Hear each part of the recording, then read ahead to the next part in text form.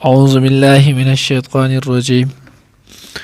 بسم الله الرحمن الرحيم. وقالت اليهود يد الله مغلولة غلت أيديهم ولعنوا بما قالوا بل يداه مبسوطتان ينفق كيف يشاء وليزيدن كثيرا منهم ما أنزل إليك من ربك طغيانا وكفرا وألقينا بينهم العداوة والبغضاء إلى يوم القيامة كلما أوقدوا نارا للحرب أطفأها الله ويسعون في الأرض فسادا والله لا يحب المفسدين. نانی درس کے ان شاء اللہ العزیز سورۃ مائدہ پارہ نمبر 6 رکوع نمبر 9 آیات نمبر 64 چې نو هغه به ویلې کېږي. څنګه چې نه مخکې رکوع کې تیر شول هغې سره ربط او مناسبت دی چې د هغې کې د یهودو چې نو هغه بعض بد خصلتونه ذکر کېدل چې دوی د الله جل جلاله په احکاماتو منځ پورې مذهب پورې بانک پورې دې پورې استهزاء او مذاق یې کولو. اوس الله جل جلاله ذکر کوي دوی د دې نه مخکې لږ وړاندې نور هم ډېر تللي ول. دی د الله رب العزت متعلق چې نو هم نازیبه الفاظ چې نو هغه استعمالول وی به چې نو قالت اليهود يد الله مغلوله یهودیانو به چې د الله رب العزت لاس چې نو هغه تړلې شوی دی یعنی الله رب العزت وس د انفاق نه خپل لاس بند کړی دی. الیاذ بالله د متعلق چې نو هغه دوه واقعیت بشن نزول ذکر کړي و یو چې کله د آیات نازل شو واقرض الله قرضا حسنا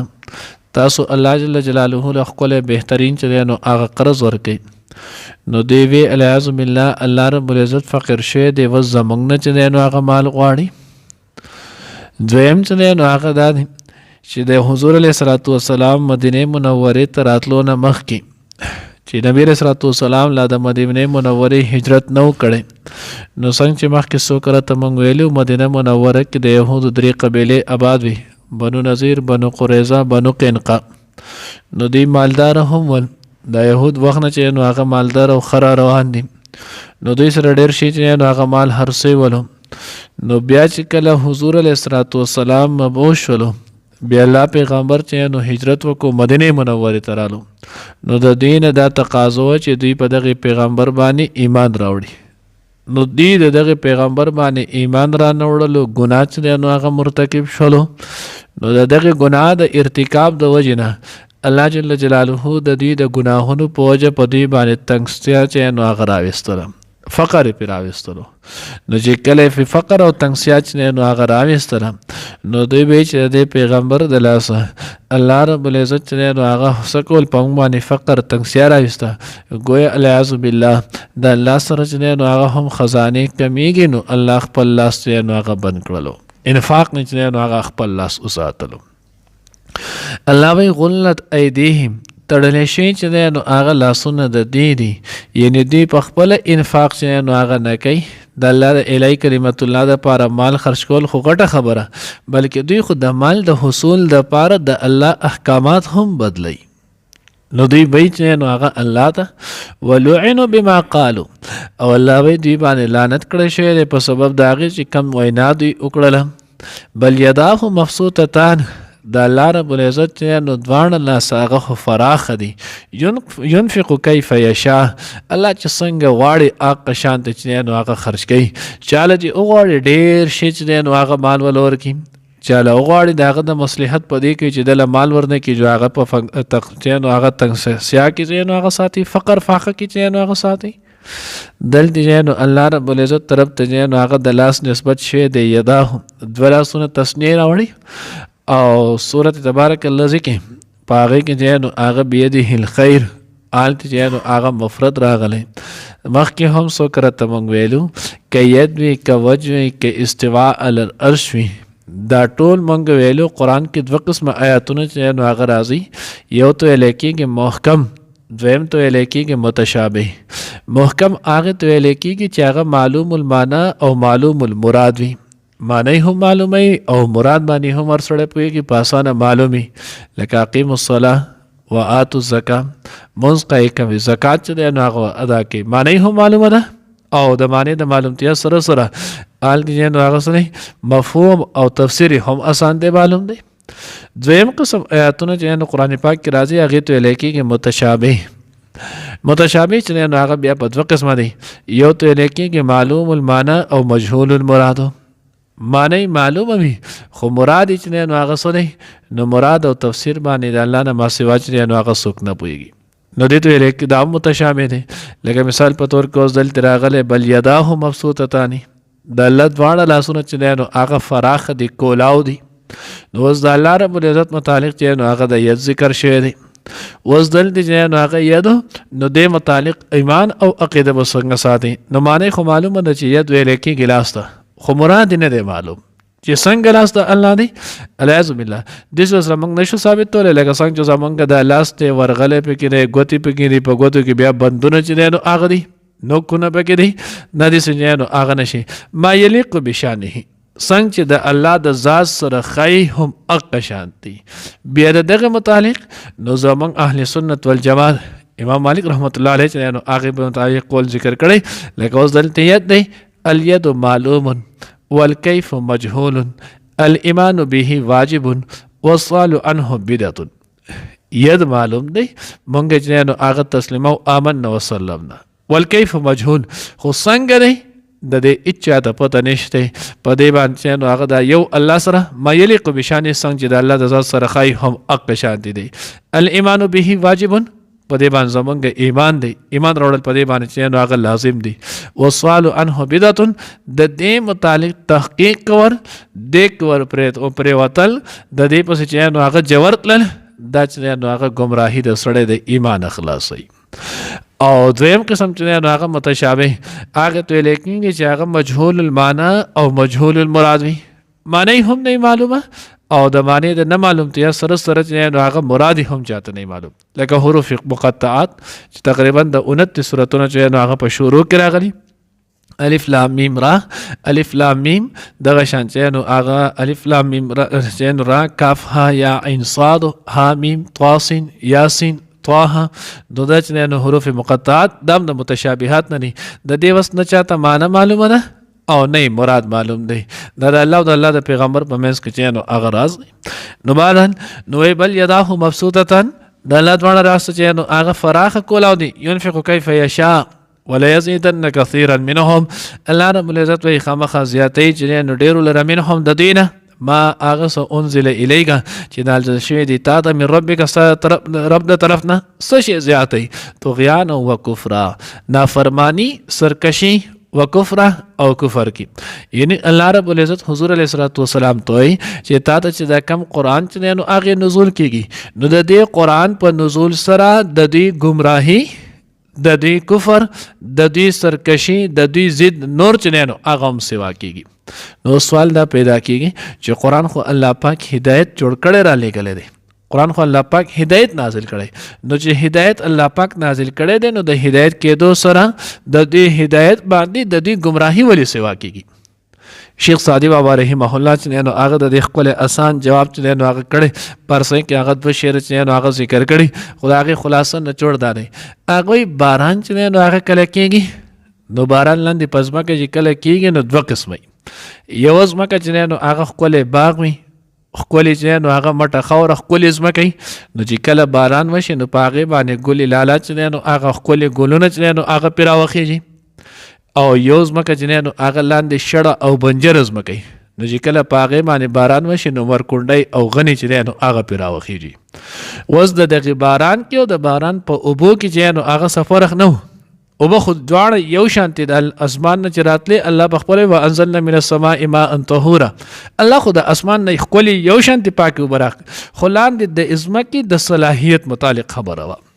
نو د قشانتي هغه چې نو هغه قران دا خو اسماني علوم دی دا خو چې نو د برن اسمان راتلل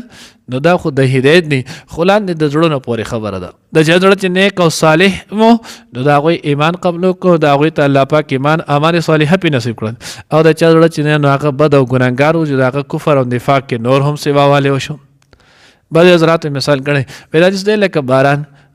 چې کله کېږي نو دوه قسم ځمکه اعلان دي یو ځمکه خپل پاکي او بل ځمکه چې نو پاغه باندې ډیرانی اوس چې باران وشولو نو د هغې پاکې ځمکې نه مټې خاورې نه ښکلې د خاورې بین را اوچت شي او په ډیران چې کله باران وشي نو د هغې نه د غوشانو د هغې چې دی نو څښاب بین او تپ را اوچت شي. اوس د باران قصور خو نه دی، خو لاندې د دغې ځمکې باندې چې کوم شیز دی هغه نو قرآن چې دی نو هغه الله پاک د هدایت ذریعه جوړه کړې، خو لاندې د دوی باطن زړه چې دی نو هغه ګنده نو د هغې ګنده زړه په وجه باندې د دوی چې نو طغیان او کفر چې نو هغه سیوا شو. والقینا بینهم العداوة او الله وایي چې نو موږ اچولې د دوی په منځ کې چې نو هغه عداوت د دغې چې نو هغه نافرمانۍ په وجه، ایمان نه راوړل په وجه، بهوده کلام په وجه باندې، والبغضاء او کینه الى یوم القیامه تر د ورځ د قیامته پورې. نو که تاسو وګورئ مخکې هم درس کې موږ ویلو چې یهودو کې چې نو هغه هم څو ډلې جوړې شوي، نصارو کې چې نو هغه هم 3 ډلې وي، نستوریه، یعقوبیه، ملکایه، دی په هغو کې نو هغه هم دا ډلې جوړې شوي ولې. نو دا د دغې نافرمانۍ په وجه باندې الله د دوی په منځ کې نو هغه دغه تفریقه راوسته، دغه چې نو هغه توړې پیدا کو. و سوال چې نو هغه دا پیدا کېږي، تفسیر خازن کې نو هغه سوال لیکلی او ډېر بهترین سوال دی. نو هغه تفسیر خازن کې لیکلی وایي چې نو هغه دا فرقې خو مسلمانانو کې هم دي. نو الله وایي موږ د دې په وجه باندې والقینا بینهم العداوة والبغضاء، موږ د دې په منځ کې عداوت او بغض پیدا کو، فرقې مې پکې چې نو هغه جوړې کولې. نو دا فرقې خو مسلمانانو کې هم جوړې شي او د حضور حدیث مبارکه مفهوم هم نه دی چې د قیامت پورې مسلمانانو کې چې نو هغه 3 او یا فرقې چې نو هغه جوړېږي. یو به په راه راست باندې په هدایت باندې چې هغه فرقه ده چې ما انا وعليه ما انا واصحابي، چې په هغې باندې زه زما صحابه چې نو هغه دغه لاره د هدایت او د نجات ده. باقي 72 چې نو هغه به ګمراهي او ضلالت نه چې نو ډکې، الله چې زموږ حفاظت وکړي د هغې نه. نو دا خو به یې په دې کې هم کېږي. نو بیا جواب ورکړی دی، وایي چې نو هغه جواب یې دا دی چې د دې فرقې جوړېدل دا د پیغمبر په وخت کې وي، هم پیغمبر مبوسو، هم دوی دغه نافرمانیان فرقې چې نو هغه جوړېدلې. د پیغمبر چې څنګه بچنه نو هغه اوچت شولو، وفات بشولو، نو په اساس په دوی کې جوړ شي. او مسلمانانو کې چې کومې فرقې راغلي نو دا په صدر اول کې نه دی راغلي، شروع کې نه دی راغلي. مسلمانان چې نو هغه حضور علیه الصلوۃ والسلام هم پاک ښکلي زمانو، خیر القرون ته الله پیغمبر ویلی، صحابه زمانه بالکل پاک او صاف و، فرقې مرقې پکې نه وي. تابعین زمانه چې نو هغه هم بالکل پاک او صاف و. څنګه چې حدیث مبارکه کې راځي خیر القرون قرن ثم الذين يلونهم ثم الذين يلونهم، چې بهترین زمانه زمانه چې نو د صحابه او د زمانه تابعین ده، بیا ورسته دا غیره. نو د دې په هغه وخت او مسلمانانو کې په هغه وخت کې نو هغه د فرقې د نوم نشان نو كلما اوقد نارا للحرب اطفاها الله، بیا الله چې نو هغه بل خبر چې نو بد خصلت ولا ذکر کړي. الله وایي دوی چې کله هم د مسلمانانو خلاف اور بڑکاوهي اور بلای، الله رب العزت هغه ور چې نو هغه مړ کی ختم کی. یعنی دوی کې یو په خپلو کې توړ دی، نو چې دوی د مسلمانانو خلاف یو موټی کېږي راځي، نو څه نسل ډلې دي چې نو هغه واپس شي رایي چې نو هغو سره اتفاق ونه خوري، په دغه وجه الله پاک د دوی نه مسلمانان وساتي. دغه شان دی د نه مخکې درس کې چې نو هغه مونږ هم ویلو، بنو قریظه د حضور علیه الصلوۃ والسلام سره اتحاد هم وکړلو، حلفداري چې نو هغه هم وکړله، او بیا یې هلته مکې مشرکانو ته خط هم ولېږلو چې تاسو راشئ په نبي علیه الصلوۃ والسلام باندې حمله وکړو. حضور علیه الصلوۃ والسلام ته د وحی په ذریعه ویلی شول، نبي علیه الصلوۃ والسلام صحابه ولېږله کسان چې نو هغه ونیول. نو الله وایي دوی د کله هم چې نو هغه اور بلی، هر د پاره خلک چې په جنگ باندې رابلې تیاری، اطفأه الله، الله د هغوی د غور چې نو هغه مړ کړي. ویسعون فی الارض فسادا، او دوی په ځمکه کې چې نو هغه فساد کوي. والله لا یحب المفسدین، الله چې نو هغه فساد کوونکي نه خوښوي. وقالت اليهود او ویل به یهودیانو ید الله چې لاس د الله پاک مغلوله تړلی شوی، غلت تړلی شوی ایدیهم لاسونه د دوی، ولعنوا او لعنت شوی دی په دوی باندې، بما په سبب د هغې قالو چې دوی ویل، بل یداه بلکې لاسونه د الله پاک دواړه مبسوطتان هغه کولا او پراخه دي، ينفق کیف یشاء هغه خرج کوي څنګه چې غواړي، ولیزیدن او خامخا زیاتوي کثیرا ډیرو لره منهم د دینه ما هغه څه انزله چې نازل شوي دي الیک تا ته من ربک ستا د رب د طرف نه طغیانا نافرمانی و کفرا او کفر کی، والقینا او واچول منګه بینهم د دې په منځ کې العداوت دشمنی والبغضاء او کینه الی یوم القیامه تر ورځ د قیامت پورې کلما هر کله چې اوقد دی بل کړي نارن اور للحرب د جنگ د پاره اطفأها الله نمړ کې الله پاک هغه لرا ويسعون او دی کوشش کوي فی الارض پزمکه کې فساد د فسادو